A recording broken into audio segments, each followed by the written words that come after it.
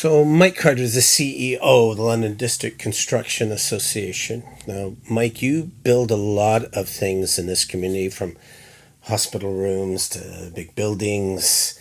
And you have how many members, organization for the LDCA? So LDCA, we go from like Port Stanley to Tobermory, from Woodstock to halfway between here and Windsor. The area was largely originally set up based on collective labor agreements.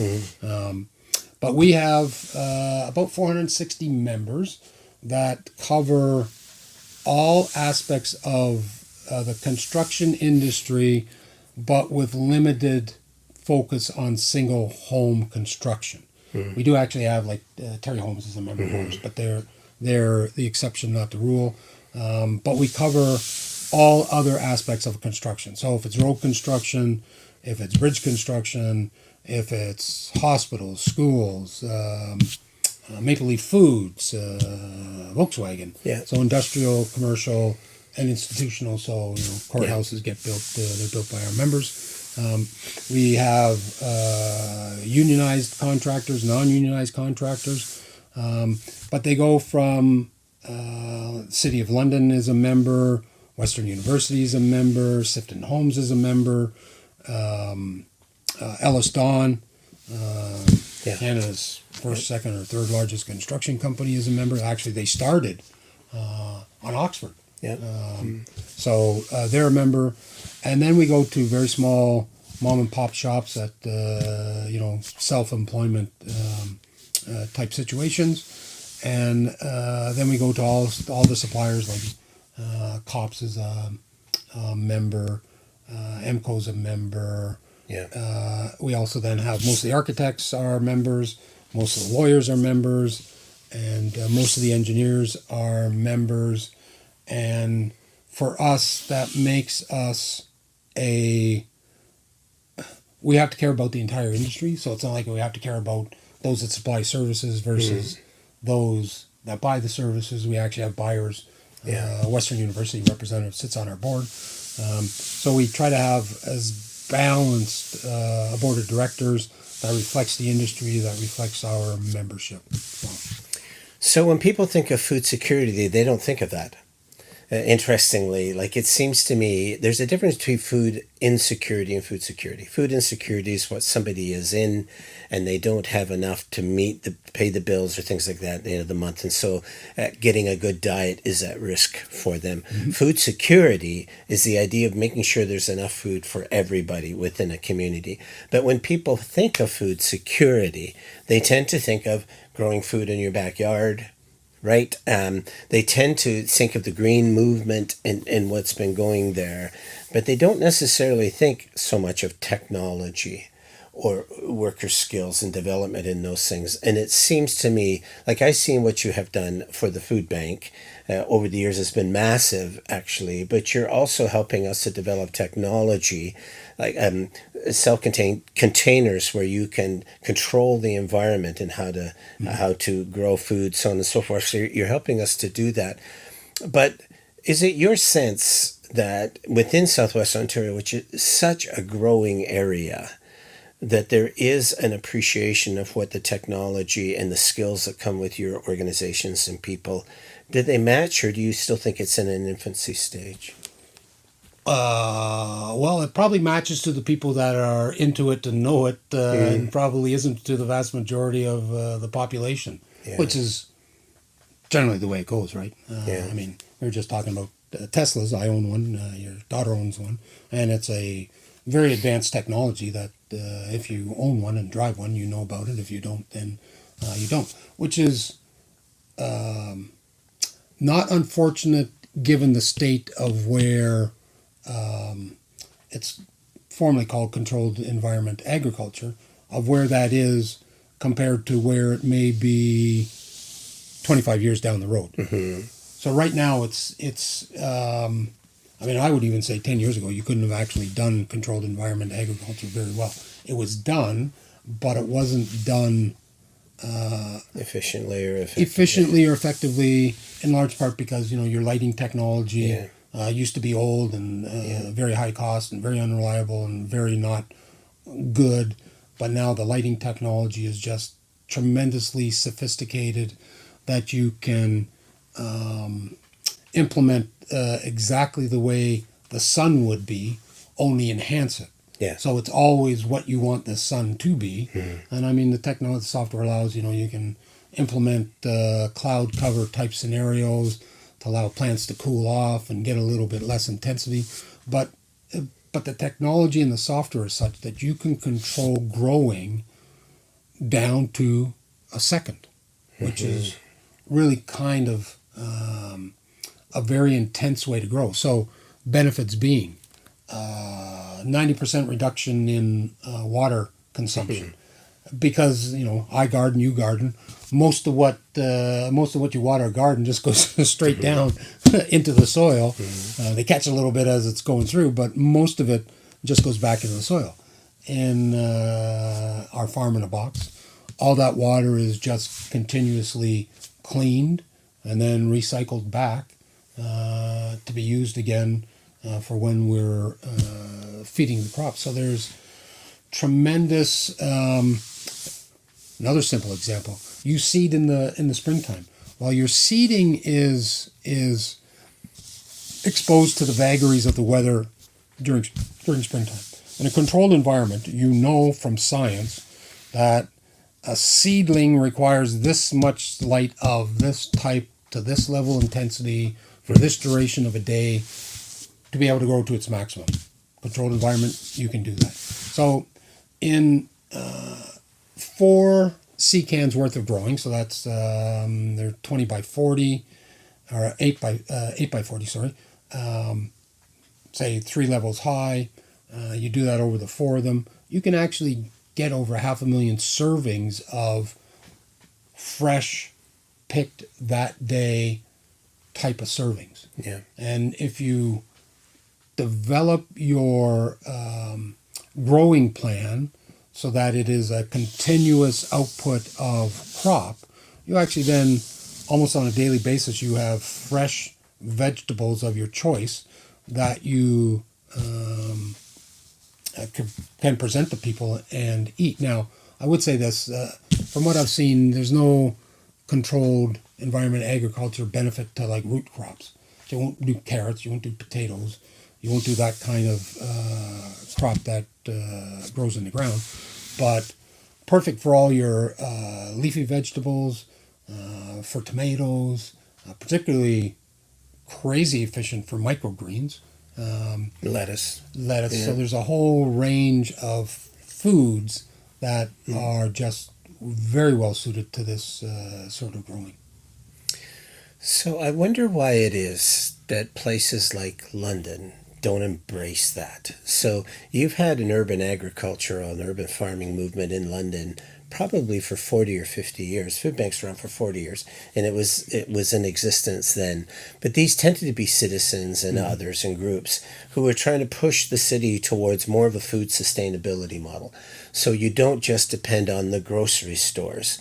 You do your own that's local, it's more environmental, it saves on all of those things. And it just didn't register, right? There were lots of people that were trying to do it, but decision makers didn't go there.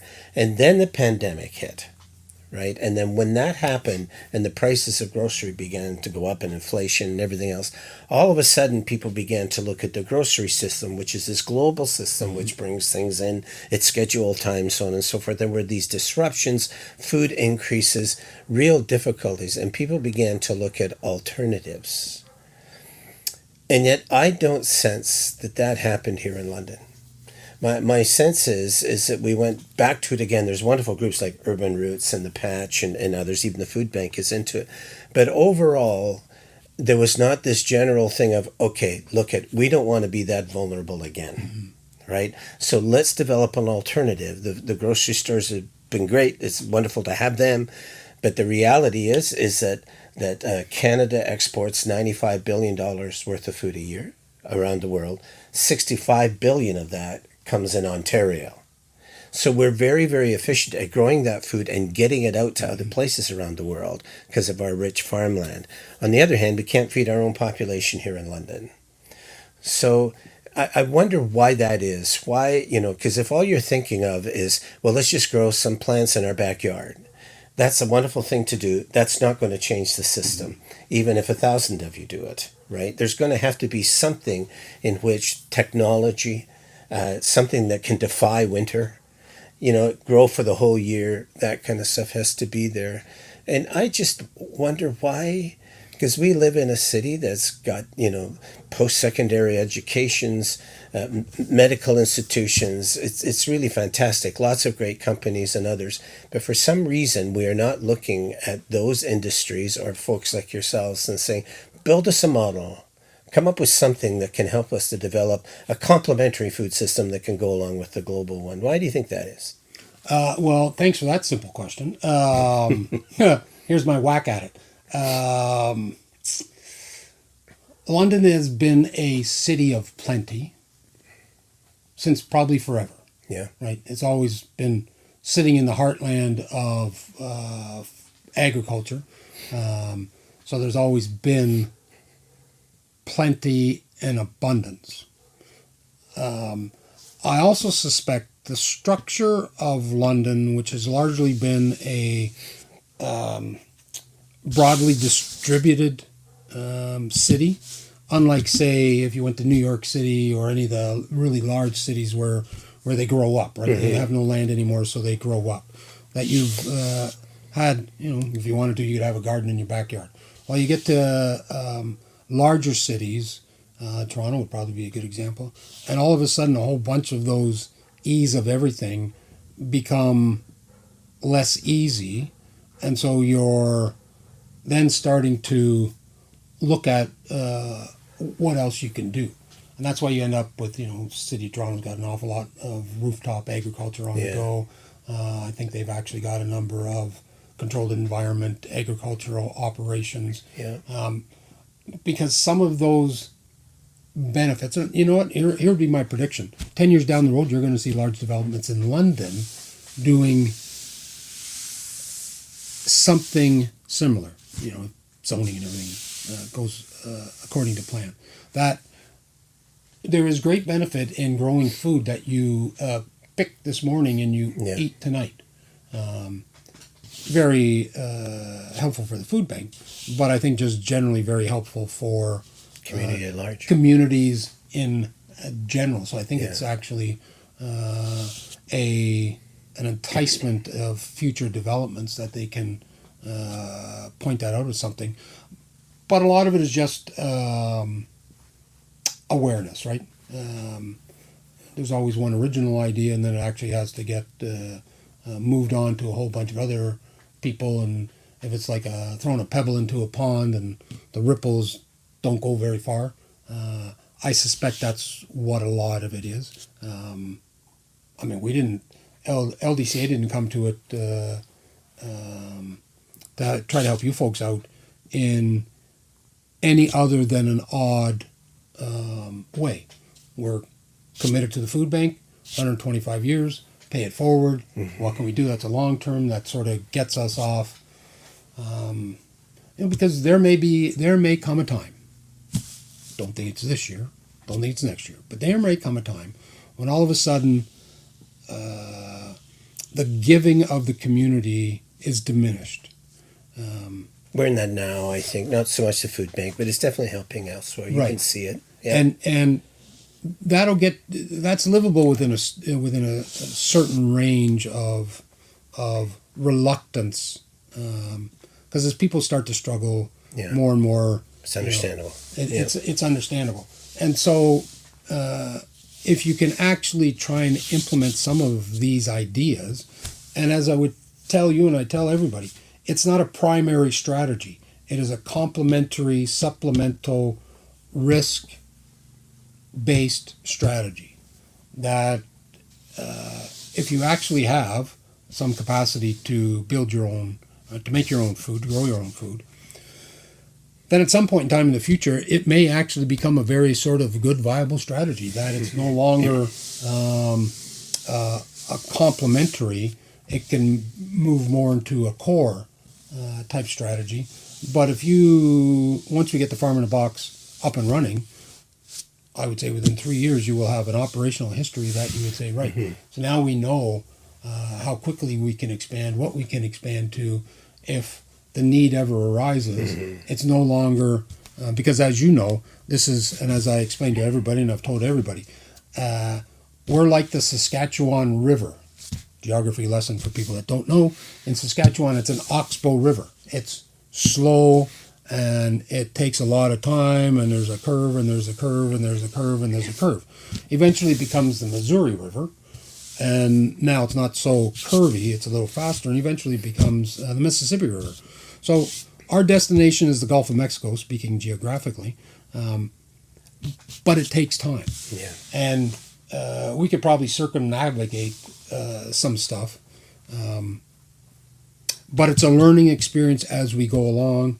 And the strategy is the food bank and Fanshawe will help build it, but there are tremendous benefits across the board from that sort of initial implementation that actually would tell us, and certainly tells you, that yes, it will take longer than we could most efficiently do it, but the output and outcome will be more effective in the long term.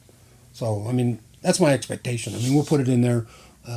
It'll probably become a model for other food banks, for other food community situations, to come and see firsthand that they can do it on their own. I mean, it is a doable and valued enterprise.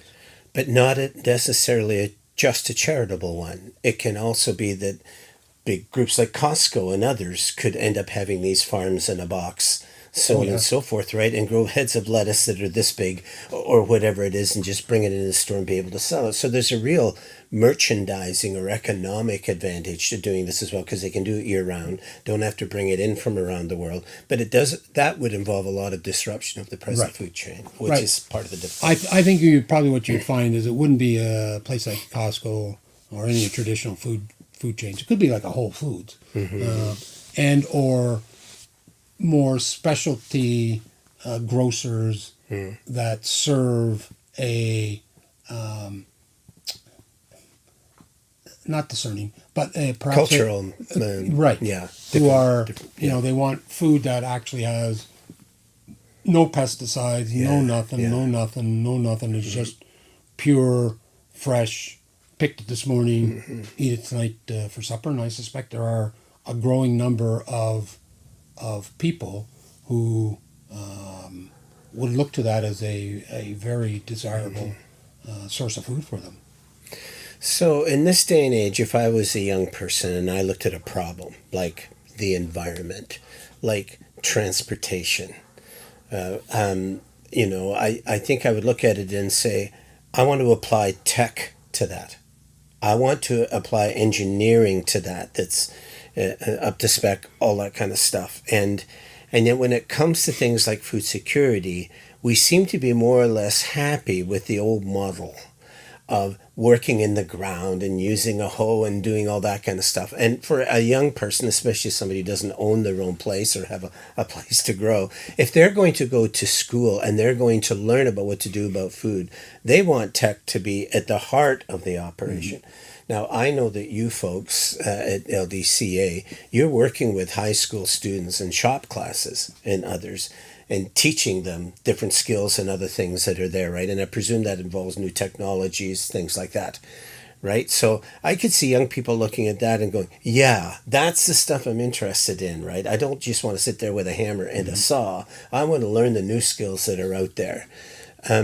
I would guess that we're not taking enough advantage of that within young people, because although those technologies exist in the food area, we don't necessarily use them very much in our communities, right? We challenge people to grow, and all this tech is out there, like you're doing with Farm in the Box, which is 5 containers, right, that will grow year round. Oh, it's awesome. But our cities really aren't there yet. But I do think we're missing out on the future when we can't offer technology to young people who are really interested in food. Is that a valid point? So part of the rationale, positive benefit of partnering with Fanshawe is exactly that, right? I mean, the intent is they will be implementing controlled environment agriculture into their program, but it's also then students in their construction program are going to be involved in the actual build. Yeah, So that's the right. the Yes. intent is to expose those next gen folks to what nascent next gen could actually be. It's not a platform for the long term future. It's a platform for getting your feet wet, getting in on the ground, with an expectation that as technology improves, so the farm in a box is largely going to be automated to run itself.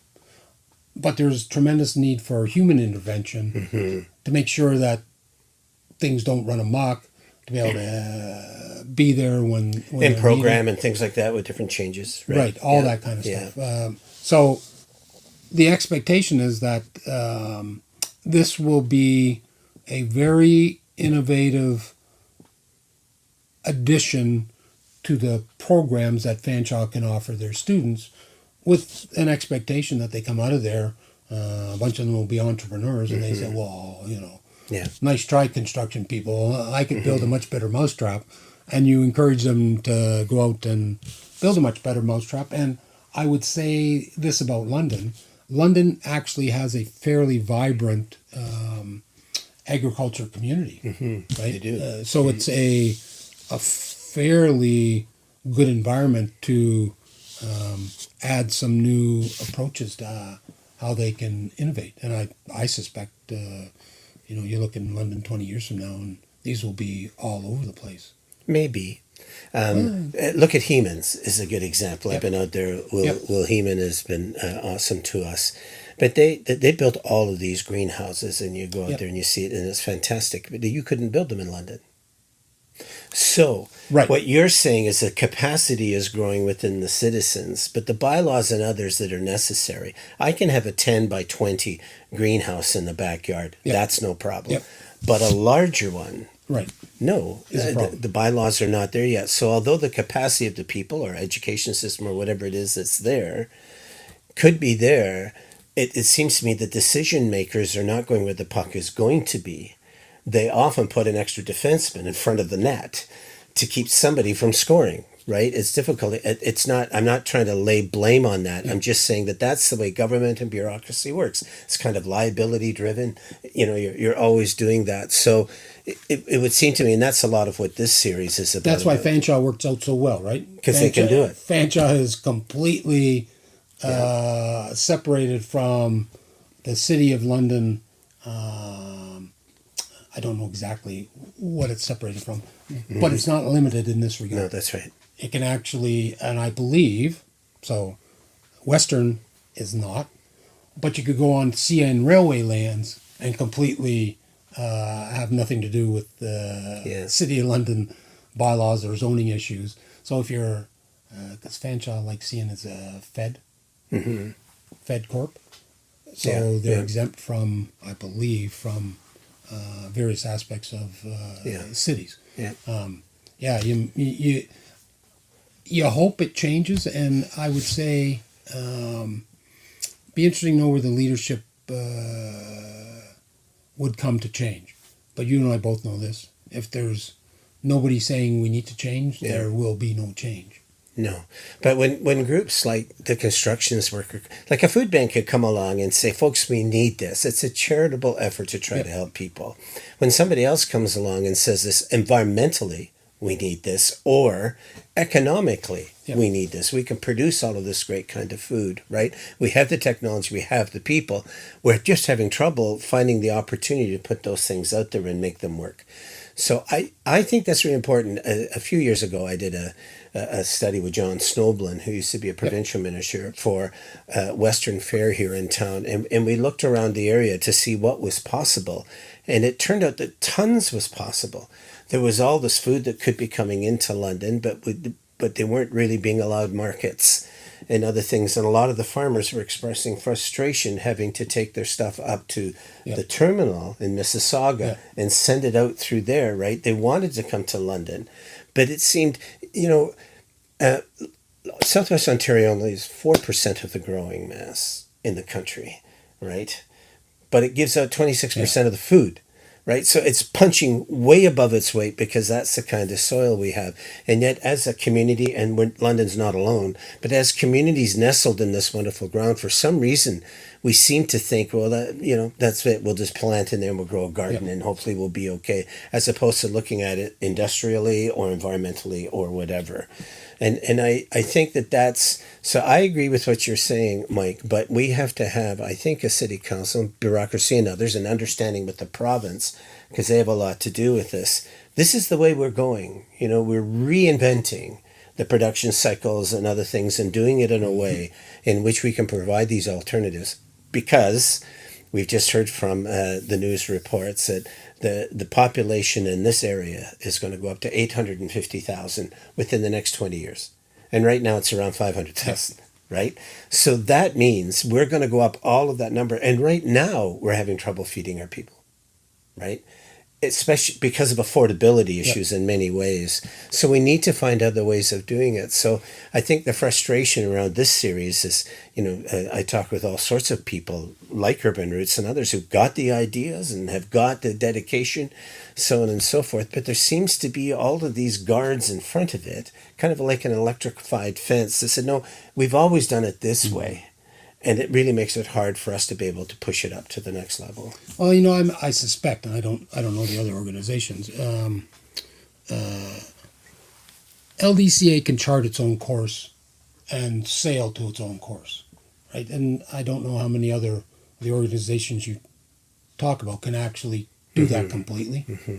So they always run into challenges that may not be overcomable. And the hope is always that next gen, that government's bureaucracies are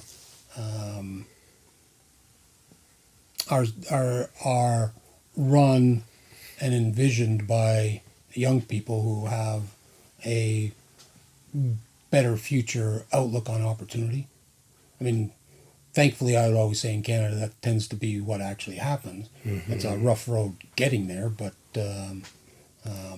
very progressive across the board in Canada would be my general comment. But there will always be self-interest or lack of interest or different interest that actually... Or monopolies. That do impede and, Well, I appreciate all your efforts, Mike. Thank you for this. glad to do it. All right.